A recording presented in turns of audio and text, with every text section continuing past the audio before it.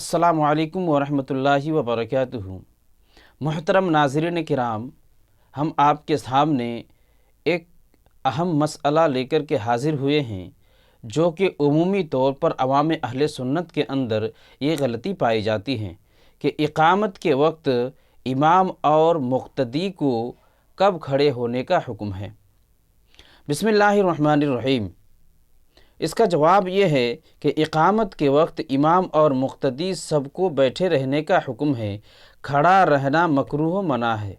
फिर जब इक़ामत कहने वाला शख्स हय्या अलल फलाह पर पहुँचे तो उठे और सफ़ों को दुरुस्त करे, जैसा कि फ़ुक़हाए किराम और शारिहीन हदीस के अक़वाल से साबित है। फ़तावा आलमगीरी जिल्द अव्वल सफ़ा नंबर 53 में है, इदा दखल रजुलु इंदल इक़ामत यकरहु लहुल इंतज़ार क़ाइमन वलाकिन यक़अदु थुम्मा यक़ूमु इदा बलगल मुअज़्ज़िनु क़ौलहु हय्या अलल फलाह। यानी अगर कोई शख्स तकबीर के वक्त आया तो उसे खड़े होकर के इंतज़ार करना मकरूह है, बल्कि बैठ जाए, और जब मुकब्बिर हय्या अलल फलाह पर पहुँचे तो उस वक्त खड़ा हो।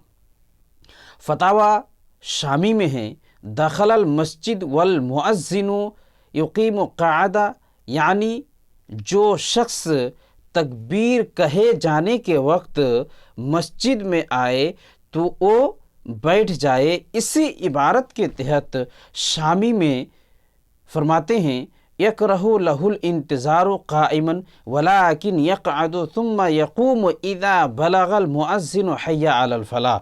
यानी इसका मतलब ये है, इसलिए खड़े होकर के इंतज़ार करना मकरूह है, बल्कि बैठ जाए, फिर जब मुअज़्ज़िन हय्या अलल फलाह कहे तो उस वक्त उठे।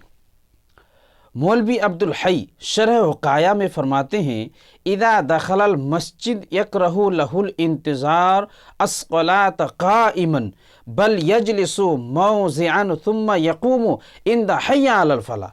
यानी जो शख्स मस्जिद में दाखिल हो उसे खड़े होकर के नमाज का इंतज़ार करना मकरूह है, बल्कि वो किसी भी जगह पाए तो वो बैठ जाए, फिर जब मुअज़्ज़िन हय्या अलल फलाह पढ़े तो उस वक्त खड़े हो जाए।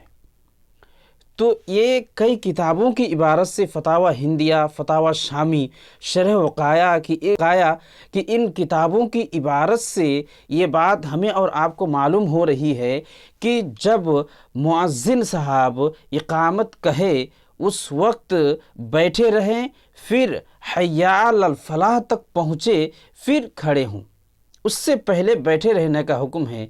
लिहाजा हमें और आपको चाहिए कि इस बात पर अमल करें। अलम बिस्सवाब। अस्सलामु अलैकुम वरहमतुल्लाहि वबरकातुहू। आखिर में आप हजरात से मैं ये गुजारिश करूँगा कि इस अहम पैगाम को आप हजरात दूसरों तक ज़रूर पहुँचावें, अपने दोस्तों अहबाब तक ज़रूर पहुँचावें।